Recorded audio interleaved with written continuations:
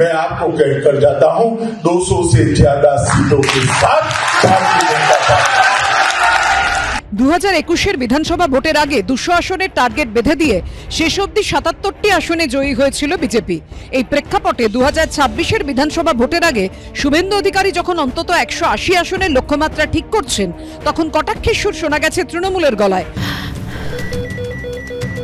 ক্যান্সারে নেই আর ভয়, NCRI হবে এর জয়। আপনাদের ভরসা নেতাজি সুভাষচন্দ্র বোস ক্যান্সার হসপিটাল।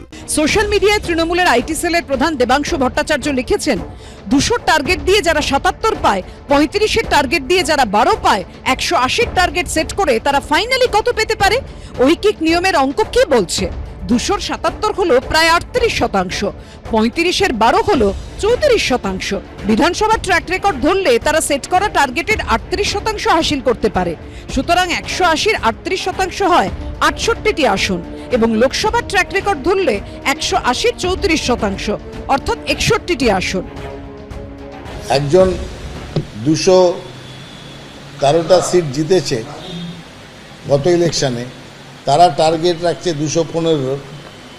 সেটা বাস্তবসম্মত না? আর একটা দল যাদের 77টা জিতেছিল, বর্তমানে সেটা নেমে গিয়েছে 65 না 64-তে, আমরা জানি না, তারা বলছে আমরা 180 হব। কারটা বাস্তবসম্মত? যে কোনো বুদ্ধিদীপ্ত লোককে জিজ্ঞেস করলে তারা হেসে ফেলবে বিজেপির টার্গেট দেখলে। কিন্তু রাজনৈতিক মহলে প্রশ্ন হলো, অতীতে বিজেপির একারই কি ভবিষ্যৎবাণী ব্যর্থ হয়েছে, নাকি অতীতে তৃণমূলের ক্ষেত্রেও এমনটা হয়েছে? 2017-র 21শে জুলাইয়ের মঞ্চ থেকেই 2019-এর লোকসভা ভোটের ভবিষ্যৎবাণী করেছিলেন নেত্রী মমতা বন্দ্যোপাধ্যায়। 19 সালেও মনে রাখবেন, বিজেপিকে তাড়াবো, একটা সিটও বাংলা থেকে নিতে দেবো না, আর সারা দেশে লড়াই করব।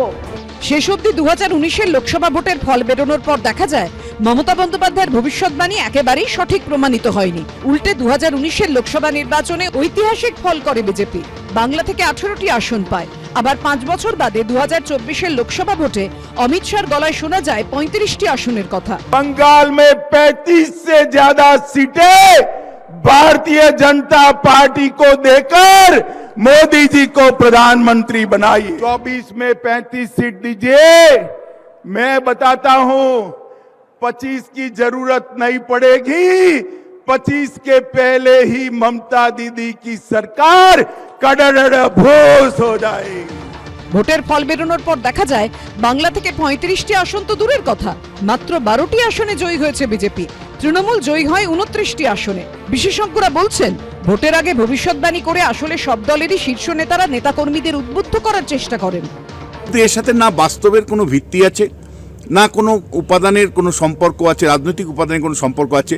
রাজনৈতিক নেতাদের তারা সাধারণত সত্যের ব্যাপারে অত্যন্ত মিতব্যয়ী হন, এবং বহু ক্ষেত্রেই তারা কেবলমাত্র ভাসিয়ে দেওয়ার জন্য অনেক কথা বলেন, কর্মী সমর্থকদের উৎসাহিত করবার জন্য অনেক কথা বলেন, যার সাথে বাস্তবের কোনো সম্পর্ক নেই। যদি তুমি সুখী হতে চাও, তাহলে এমন একটি লক্ষ্য নির্ধারণ করো যা তোমার চিন্তা ভাবনাকে নিয়ন্ত্রণ করবে, তোমার শক্তিকে মুক্ত করবে এবং তোমার আশাকে অনুপ্রাণিত করবে। জীবনে টার্গেট সেট করা নিয়ে এমনই বলেছিলেন মার্কিন শিল্পপতি অ্যান্ড্রু কার্নেগি। রাজনীতিবিদরাও ভোটের লক্ষ্যে সেই পথেই হাঁটেন। ঐশী মুখোপাধ্যায়, এবিপি আনন্দ।